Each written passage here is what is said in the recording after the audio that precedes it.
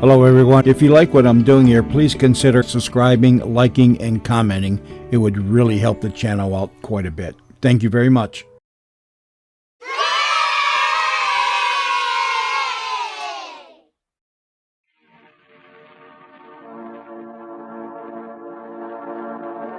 It is a quarter of an hour until midnight. Time for us to go to the Black Castle.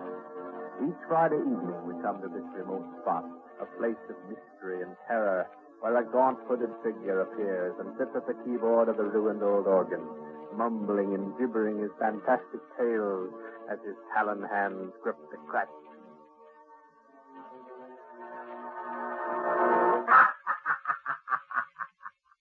Little do they know.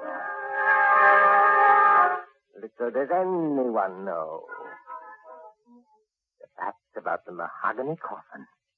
Yes, the Mahogany Coffin. Maybe you'll want one like it. Yes, maybe you'll want your coffin to be just like it. So soft and peaceful. Just the thing for a good night's sleep.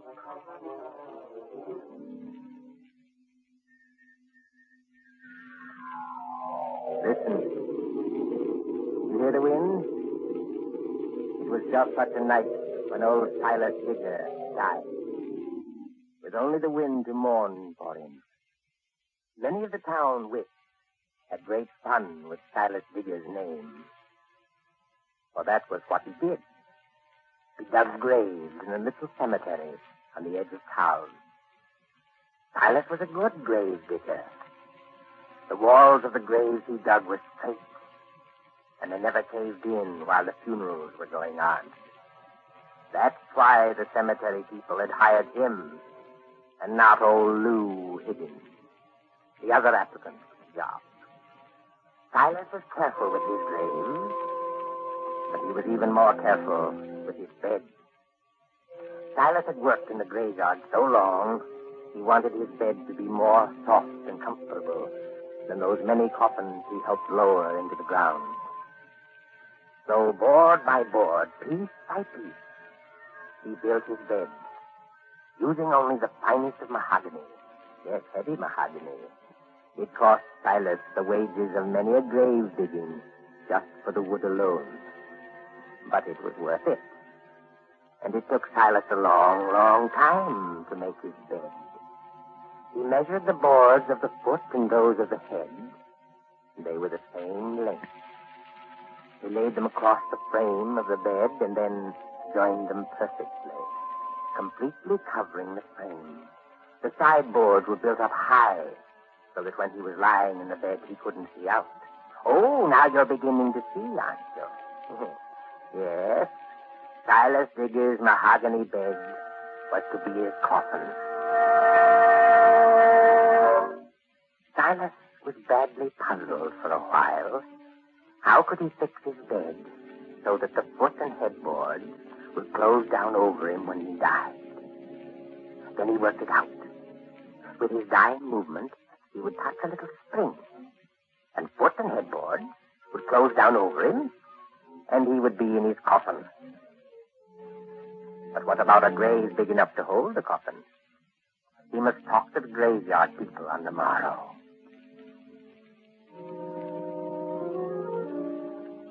Silas bought 2 lots, side by side in the graveyard. And when he wasn't busy digging other people's graves, he worked carefully on his own. Yes, he was digging his own grave. Finally, it was done. And now all there was to do was to die. Yes, die in his own bed, and with his dying movement, turn it into his coffin. When they saw the bed folded over him, they would know. And when they started to dig in his 2 graveyard lots, they would find everything in readiness. For he had just laid a few thin boards over the open grave and covered them with dirt.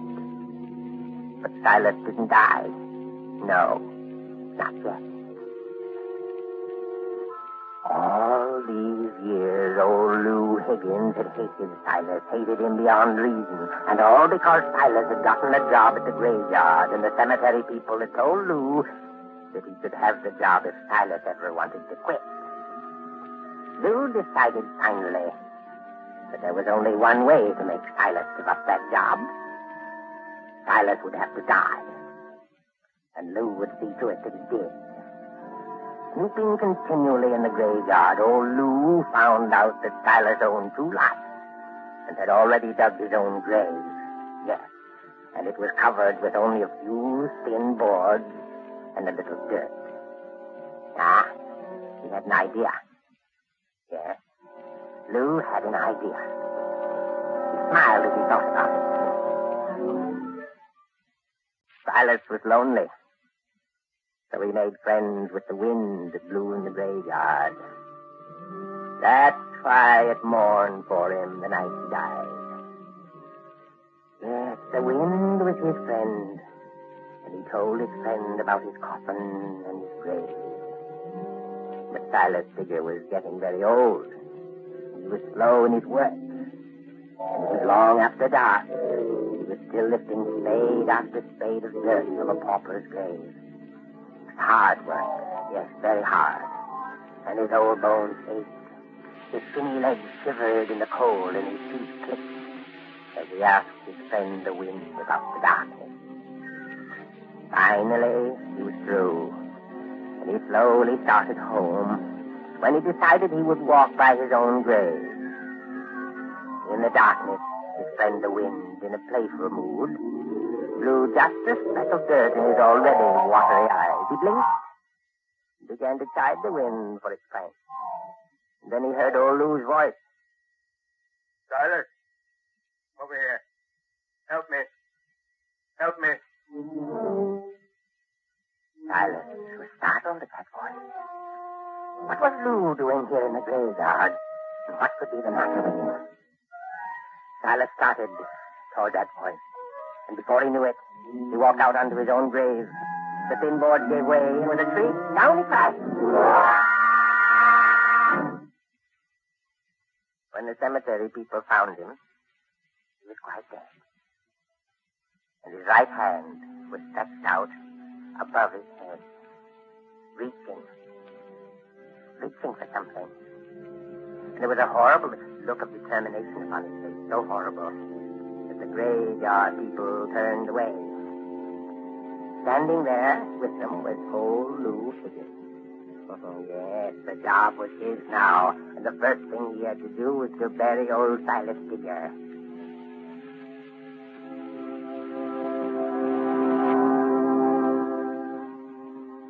When he tried to put Silas into a little cheap pine coffin, he wouldn't fit. His outstretched hand made him too long. So Lou decided to bury Silas by standing him up in a corner of his grave and covering him with dirt. When old Lou was finished, Silas's fingers were just under the top layer of dirt on the grave. That night, about 2 hours after sundown, the wind began to blow. One little whirlpool of wind seemed more fierce than the rest, and it hovered a long while over a certain section of the graveyard. But no one knew that it was cleaning away the dirt from Silas Digger's body. No. No one knew but the wind.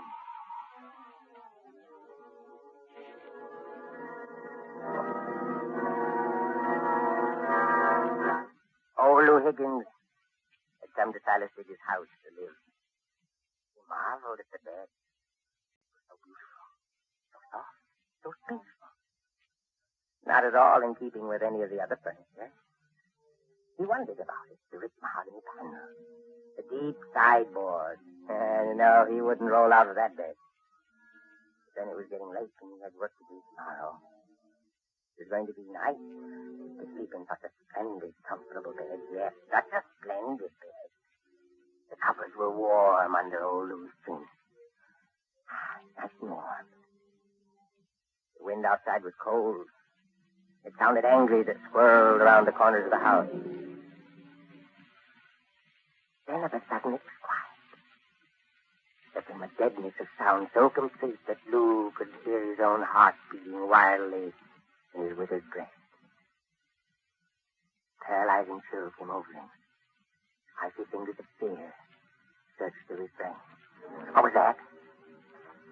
Sounded like the front door. It must be a prank of the wind. No. Then it was again. It was the door.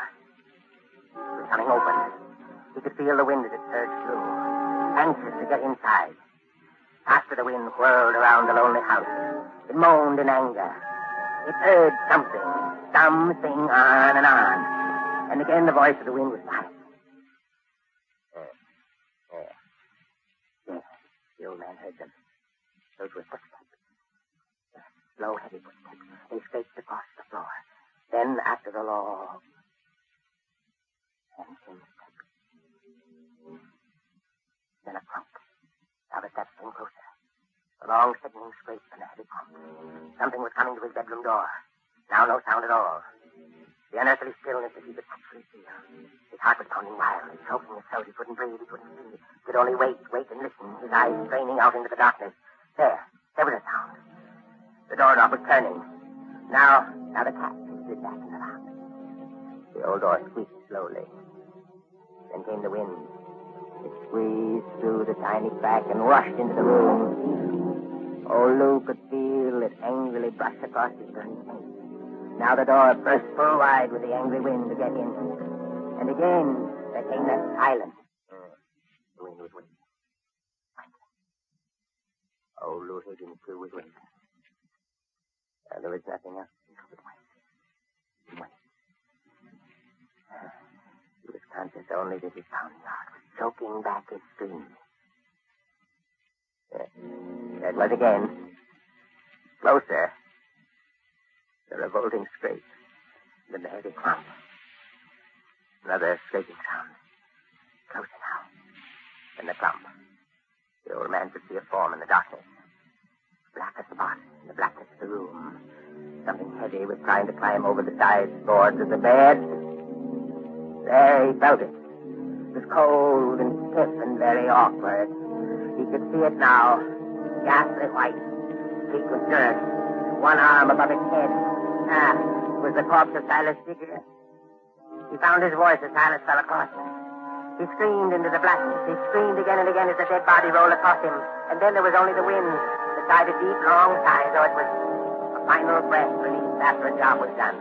For as the wind rushed out of the room, the head and the foot of the bed slipped quietly together, leaving Silas Digger safe in his mahogany coffin. Safe. With company, too. Yes. With company.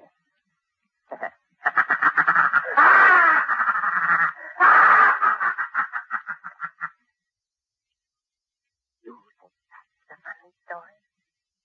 Oh, you do? And let me tell you one that's even funnier. Yes. Let me tell you the sinister tale of a strange bequest. Yes, the sinister tale.